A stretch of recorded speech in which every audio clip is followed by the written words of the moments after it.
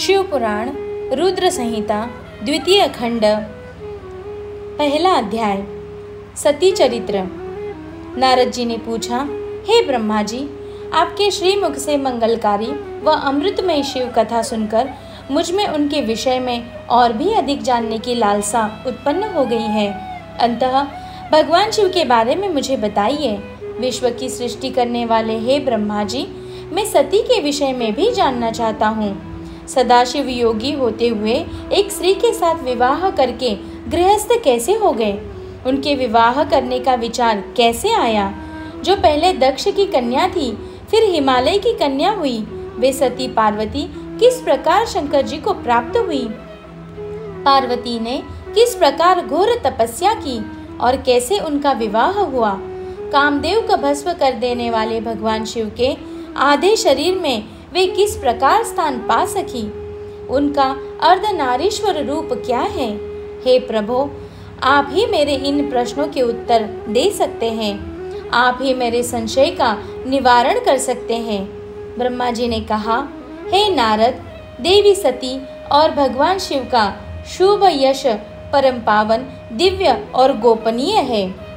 उसके रहस्य को वो ही समझ सकते हैं। सर्वप्रथम तुम्हारी प्रार्थना पर मैं सती के चरित्र को बताता हूँ। पहले मेरे एक कन्या पैदा हुई, जिसे देखकर मैं काम पीड़ित हो गया। तब रुद्र ने धर्म का स्मरण कराते हुए मुझे बहुत धिक्कारा। फिर वे अपने निवास कैलाश पर्वत को चले गए। उन्हें मैंने समझाने की कोशिश की, परंतु मेरे सभी प्रयत्न निष्फल हो गए।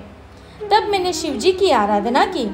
शिवजी ने मुझे बहुत समझाया, परंतु मैंने हट नहीं छोड़ा और फिर रुद्रदेव को मोहित करने के लिए शक्ति का उपयोग करने लगा।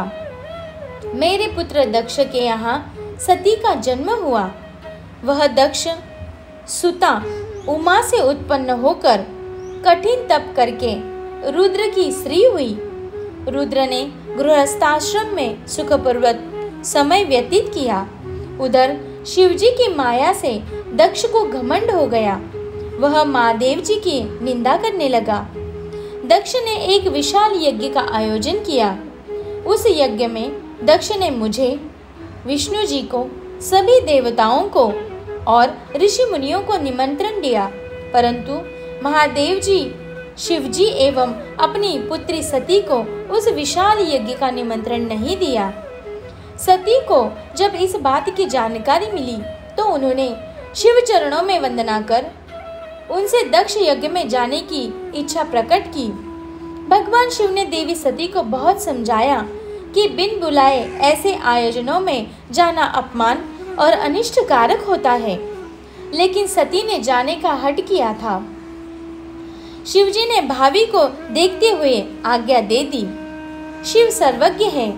सती पिता के घर चली गई। वहां यज्ञ में महादेव जी के लिए भाग न देख और अपने पिता के मुख से अपने पति की घोर निंदा सुनकर उन्हें बहुत क्रोध आया।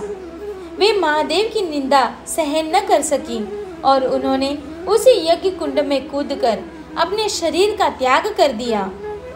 जब इसका समाचार शिव तक पहुंचा तो वे बहुत कुपित हुए।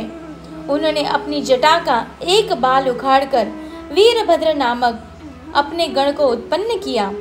भगवान शिव ने वीरभद्र को आज्ञा दी कि वह दक्ष के यज्ञ का विध्वंस कर दे। वीरभद्र ने शिव आज्ञा का पालन करते हुए यज्ञ का विध्वंस कर दिया और दक्ष का सिर काट दिया। इस उपद्रव को देखकर सभी लोग भगवान शिव की प्रार्थना करने लगे। तब भगवान शिव ने दक्ष को पुनः जीवित कर दिया और उनके यज्ञ को पूर्ण कराया। भगवान शिव सती के मृत शरीर को लेकर वहां से चले गए। उस समय सती के शरीर से उत्पन्न ज्वाला पर्वत पर गिरी थी। वही पर्वत आज भी ज्वालामुखी के नाम से पूजित है।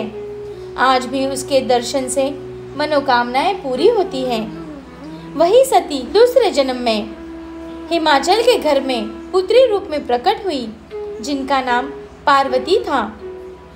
उन्होंने घोर तप द्वारा पुनः भगवान शिव को अपने पति के रूप में प्राप्त कर लिया।